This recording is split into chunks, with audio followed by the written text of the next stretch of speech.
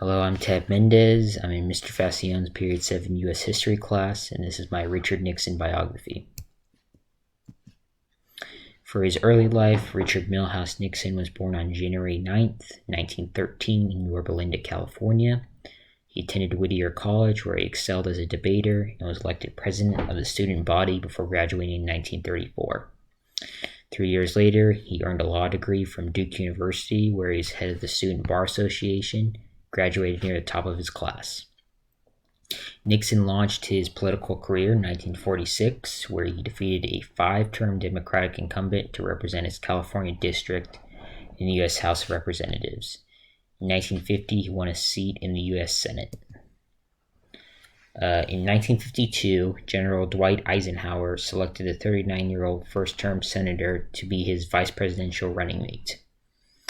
Eisenhower and Nixon won the elections of 1952 and 1956. However, in 1960, when Nixon decided to run for president himself, he lost to the Democratic presidential nominee, John F. Kennedy of Massachusetts. Here's a picture right here of JFK and Richard Nixon beside him. The big reason why Nixon lost was because during the first nationally televised presidential debate ever in the United States, he did not have a cool demeanor as a comparison of his opponent. Since 1960, Nixon had been burning over his incompetent use of the media, but he was ready to run a strong media campaign by 1968. His appearances were now carefully staged and scripted. He had a great slogan, "Peace with Honor," and Nixon exploited America's resentment against the counterculture of the 1960s, portraying himself as a spokesperson for the silent majority or the middle class of America.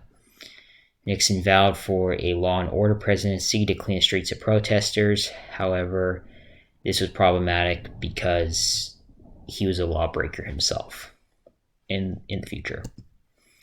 His social platform included exploiting rising concerns about violence and crime, drug use, sexual permissiveness, racial tensions, counterculture's rejection of authority, including the police.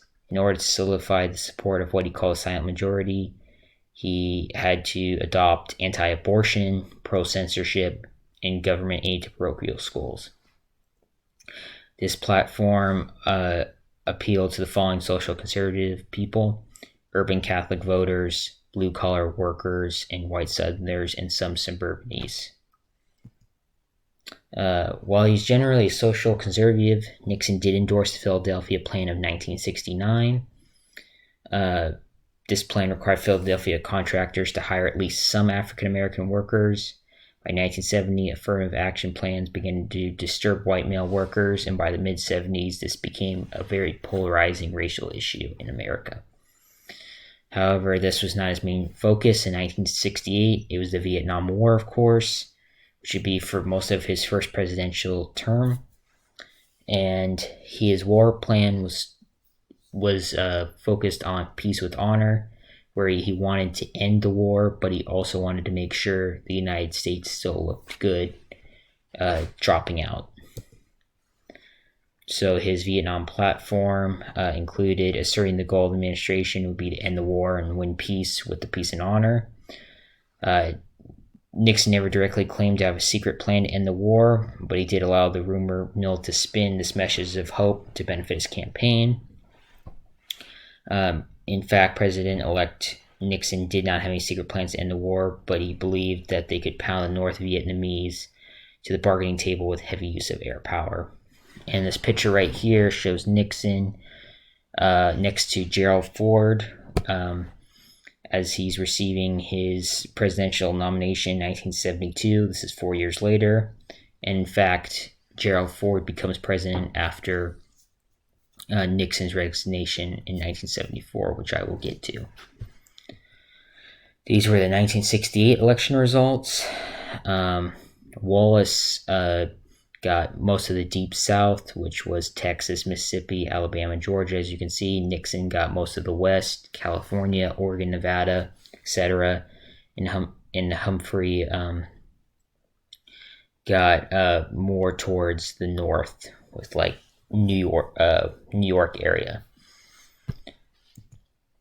Next is the Nixon Doctrine, which declared that the U.S. would honor its commitment to Southeast Asia by supplying arms and aid, but not troops against direct or indirect communist aggression in the region. Nixon's policy of turning the war over to the South Vietnamese was called Vietnamization, but it ended up going very poorly. Some things talked about in 1972 were that he made his famous trip to China in February to recognize the People's Republic of China, which no U.S. president had done up to that point. And then 3 months later, he traveled to the Soviet Union to basically create peace between the Soviet Union and the United States and kind of wind down the Cold War. These two trips helped make Nixon much more popular, and this helped him as he was approaching his next presidential election. So, of course, next is the election of 1972, and Nixon went into the election with overall approval ratings above 50%, and he was able to defeat his opponent, Senator George McGovern, liberal anti-war candidate from South Dakota, and he won the popular vote by 61% compared to McGovern's 37%.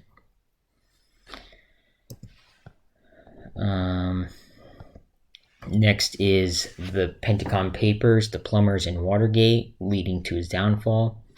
When the New York Times published the Pentagon Papers in 1971 exposing presidential lies regarding Vietnam, Nixon created the Plumbers to discredit Daniel Ellsberg, the man who had provided them, which is the top photo right there. That is Daniel Ellsberg. And the Plumbers were charged with stopping government leaks and discrediting Nixon's enemies by any means necessary. They targeted Nixon's political enemies as well as members of the counterculture like Daniel Ellsberg. In 1972, the Plumbers were caught breaking into and bugging the Democratic National Headquarters at its Watergate complex. When Nixon learned of their bungled operation, he immediately sought to cover it up and began to obstruct the legal investigation into the break-in.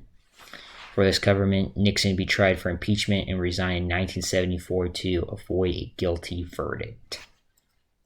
And that's Watergate in that second picture. And after that, he had his famous speech once people found out about Watergate. And I want to say this to the television audience. I made my mistakes. But in all of my years of public life, I have never profited from public service. I've earned every cent. And in all of my years of public life, I have never obstructed justice.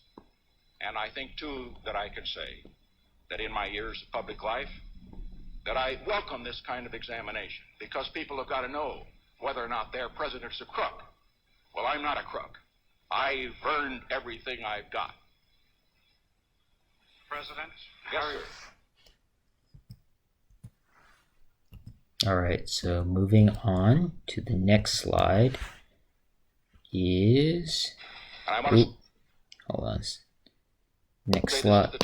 Next slide is Nixon's personality, which is Nixon had a dual personality. On the one hand, he was smart, poised, and reflective, while on the other hand, he was insecure, mean-spirited, and frightened. First personality reigned, Nixon was at his best, but when the second personality reigned, Nixon was at his paranoid worst. Tragically, it was mainly second Nixon who controlled the White House for the first 5-year period after 1968. Secret tape recordings now publicly available seem to suggest this, and this is a picture of him holding the tape recordings, which led to his resignation. And finally, Nixon's exit, which is, ironically, Nixon contributed to the burnout that most Americans felt by 1974 when he stepped down. This burnout ultimately helped the conservatives because most people were just too tired to continue pushing for reforms like Nixon was doing. And so this picture shows him bidding the nation farewell as he boards a presidential helicopter after resigning from office on August 9th, 1974. Thank you for listening to my presentation.